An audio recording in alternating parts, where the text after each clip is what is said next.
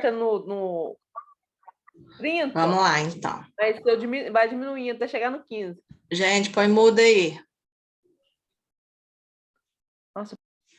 Então, vamos lá. Então, nós estudamos até o bulbo ali. Então, o sistema nervoso central, a gente viu tudo, certo? Nós vamos para a segunda parte do sistema nervoso central. Então, a saída do bulbo já é o início da nossa medula espinhal, tá?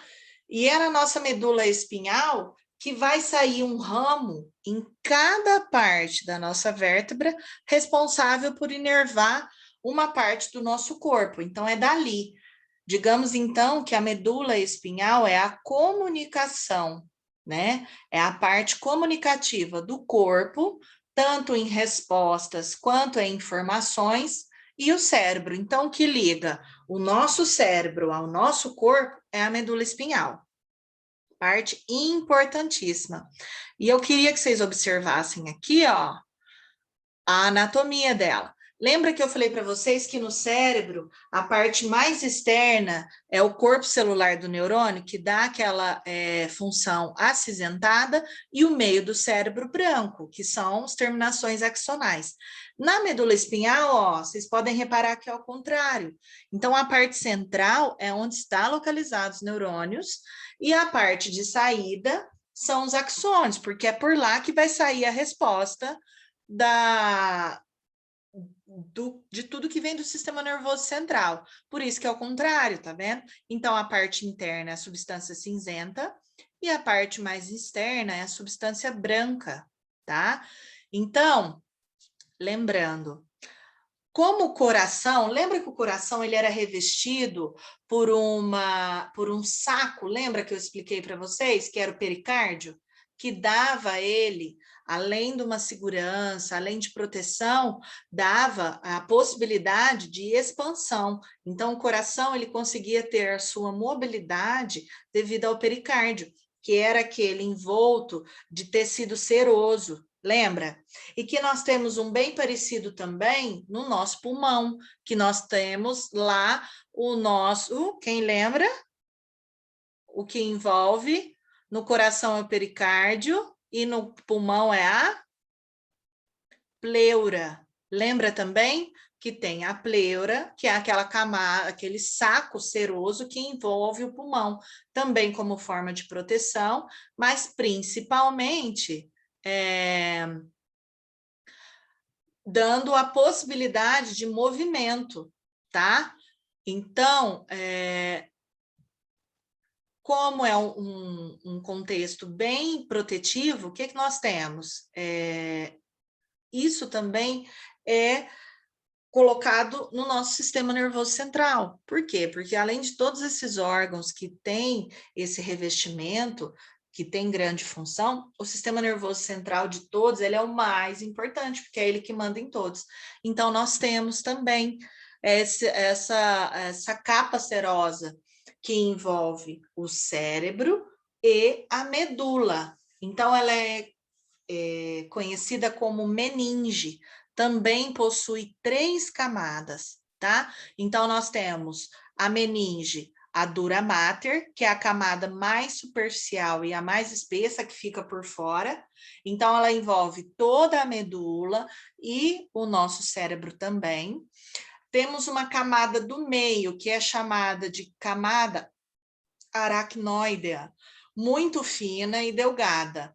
E ela tem um espaçozinho entre a aracnoida e a dura mater, onde a gente tem um espaço subdural. Ali tem um líquido, por quê? Igual no pericárdio. É um espaço onde a gente consegue um deslizamento bem leve, né? E isso é muito importante. Por quê? Porque quando a gente bate a cabeça, quando a gente tem algum trauma, ainda há partes do cérebro e da medula que consegue se moldar a esse trauma, sem necessariamente lesar ele. Então, é como se fosse um espaço que fica ali, caso o cérebro inche um pouquinho, né? Caso a medula sofra algum processo inflamatório e inche um pouquinho, é um espaço que ele tem ali como se fosse de reserva, antes dele começar a se apertar ou dentro da abóbada craniana ou dentro da coluna espinhal, tá?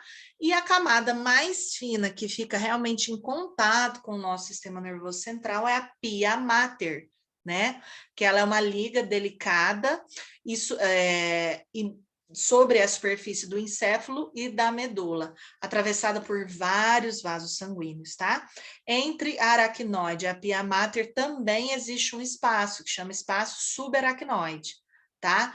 Ele contém fios emaranhados de tecido conjuntivo e, principalmente, dentro do nosso sistema nervoso central, nós temos uma parte que nutre ele mais ainda, dá a viscosidade necessária para o sistema nervoso central ter a habilidade, às vezes, de uma pancada inchar e voltar, que é o nosso líquido encéfalo-raquidiano, né?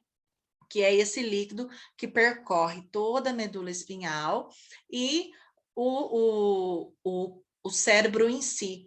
Quando há, por vários motivos, algum problema na produção desse líquido, ele pode aumentar a produção e intensificar e ser muito maior do que às vezes o crânio comporta, que é o que a gente chama daquela doença de hidrocefalia, né? Então, às vezes é necessário colocar válvulas que vá tirar esse excesso de líquido encéfalo-raquidiano e jogar para dentro do corpo.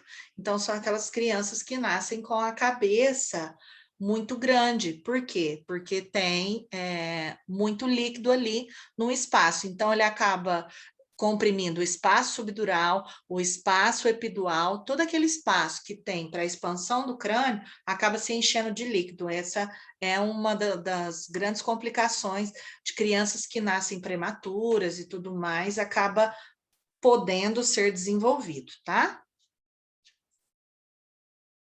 Então, vamos lá. Então, ó, é da medula espinhal que saem os nervos, que vão levar informação para o músculo, para o órgão, e por onde entra os nervos que saem das extremidades. Por exemplo, os nervos sensitivos, eles entram lá na medula espinhal, porque a informação, por exemplo, do tato que a gente tem, vai diretamente para a medula, da medula é direcionado para o sistema nervoso central, lá é codificado e devolvido também pela medula, tá? Para poder dar a resposta da informação que foi recebida há poucos segundos atrás, tá? Então, aqui, ó, a gente consegue ver do lado as 3 camadas, a camada mais externa, a dura mater, a aracnoidea e a pia mater, que é bem fininha, quase não dá para ver. E o infiltrado de veias e órgãos está localizado na pia mater, que é a mais interna, tá bom? Então, aqui, ó, é um exemplo das camadas aonde eles estão, os espaços. Nós temos ainda uma parte gordurosa, né, que não deixa ela completamente em contato com o osso, né, da coluna vertebral. Outra forma também de proteção, de amortecimento, né, como se fosse uma almofadazinha, um airbagzinho ali, tudo para proteção. Então, aqui, ó, a gente consegue perceber que de cada vértebra, cada altura de vértebra, sai um nervo responsável por essa inervação. E aqui, ó, é um exemplozinho de onde é dado, ó, a anestesia e de onde é feito também alguns procedimentos de punção, né? Porque é dentro dessa meninge que a gente consegue detectar, por exemplo, se entrar uma bactéria aí, causar meningite. Então, para saber se está infectado ou não, né? Ou algumas doenças, leucemia e tudo mais, é necessário fazer uma punção desse líquido encéfalo-raquidiano. E o lugar mais comumente retirado, que assim não tem grandes lesões, caso não seja muito bem feito, é na lombar. Então aí, ó, é um exemplo de uma punção lombar, até onde que a agulha entra para ser retirado esse líquido encéfalo-raquidiano, tá? E aonde também é puncionado para as mulheres que fazem a RAC, né? Que é aquela anestesia que a gente toma para TBB, para fazer algumas cirurgias e tudo mais, tá? Então, olha como a agulha perfura entre as vértebras e chega lá, sem tocar na medula, tá? Qual que é o interessante ali? Ele entrar nesses espaços subaracnoides e epidual aí, para poder fazer a punção desse líquido, tá? Então, aqui é um exemplo melhor da gente conseguir ver a substância branca e a substância cinzenta, bem nítido, tá? Fica num formato de borboleta aí, muito interessante. E a substância, lembrando que a substância branca é o axônio e a substância cinzenta é a cabecinha ali do neurônio mesmo, tá? Então, é aqui a anatomia e aqui a gente consegue ver, tá vendo? A entrada, ó, o gânglio da raiz, tudo que tem, todo gânglio que tiver de entrada na medula, toda raiz nervosa que tiver na entrada da medula, que tiver um gânglio, a gente chama ele de nervos aferentes. Por quê? Porque recebe a informação. Então, a informação aqui, ó, vem, por exemplo, de uma queimadura. Vem de um nervo sensitivo que sentiu um calor extremo e ele entra, passa pelo gânglio da raiz e entra para dentro da medula, principalmente onde? Na substância cinzenta. Por quê? É lá que é codificada as informações, lembra? Que vai ser transformado em impulso nervoso e mandado lá para o nosso encéfalo. Sempre lembrando, a raiz dos nervos aferentes que recebem a informação do sistema nervoso periférico, que a gente chama, né? Nós temos o sistema nervoso central e o sistema nervoso periférico. O sistema nervoso periférico é tudo que está na periferia, que sai do centro. Então, todas as informações do sistema nervoso periférico são levadas para o centro. Qual centro? Medula espinhal. Então, essas informações sempre vão entrar pela parte posterior da medula. Então, toda informação que sai do corpo e vai para o cérebro entra através da medula pela parte posterior. Toda a informação que vem do cérebro e vai até a extremidade do nosso sistema nervoso central como resposta é da parte anterior, tá? Então, o sistema aferente é aquele que recebe informação do corpo e vai para o sistema nervoso central.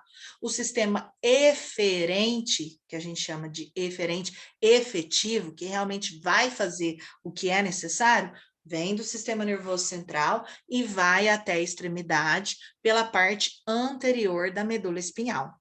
Então, é como se ela fosse o canal de informação mesmo ali, tá?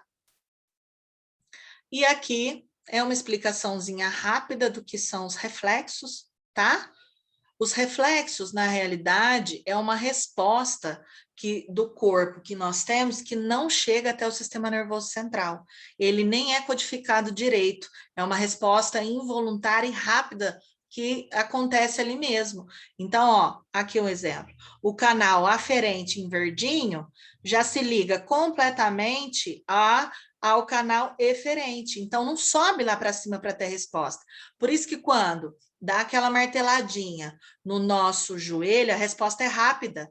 E a gente não tem nem consciência do que aconteceu, porque isso nem é levado para o sistema nervoso central. Por isso que a gente chama de reflexos. Mesmo uma pessoa que tenha uma secção da medula espinhal, aí ela vai ter o quê? Uma exacerbação ou um movimento exacerbado desse reflexo. Porque como a ligação da medula com o cérebro vai estar interrompido, essa informação, ela não é codificada e muitas vezes ela é repassada de forma muito brusca como resposta. Por isso que as pessoas que têm lesão medular têm um reflexo, uma resposta de reflexo muito intensa. Deixa eu acelerar aqui que está acabando, tá? Então, aqui eu gostaria que vocês olhassem depois, eu vou colocar no grupo, quais são os reflexos que nós temos no corpo, tá? Então, aqui explica direitinho, ó, o arco reflexo. Pode ver que a ligação nem sobe, ela é codificada na substância cinzenta aqui da medula mesmo. E a resposta não é tão efetiva, tá? Por quê? Porque não foi lá para os nossos sistemas mais apurados, que vai conseguir codificar essa informação e dar uma resposta mais efetiva, tá? Aqui é o exemplo do que eu falei, ó, do nosso reflexo patelar. É isso que ocorre, tá? Então, olhem lá com mais calma, é super legal. E aqui está um exemplo. Então, ó, toda resposta sensitiva, ela é aferente. Por quê? Porque ela gera uma informação importante para o sistema nervoso central. E toda resposta motora, ela é eferente. Por quê? Porque é um movimento que vai acontecer e só acontecerá por quê? Devido à informação que foi recebida antes pelo sistema aferente. Então, aqui é um esqueminha fácil da gente conseguir ver. Aqui, ó, como eu disse para vocês, cada parte da coluna vertebral vai ter um ramo, um nervo responsável, tanto um nervo aferente quanto um nervo eferente, tá? Então, aqui são a parte que é inervada, ó. Então, a T2 é responsável por toda essa região, a vértebra T3, T4, T10. Então, uma lesão de T10, ó, eu já perco tudo aqui para baixo.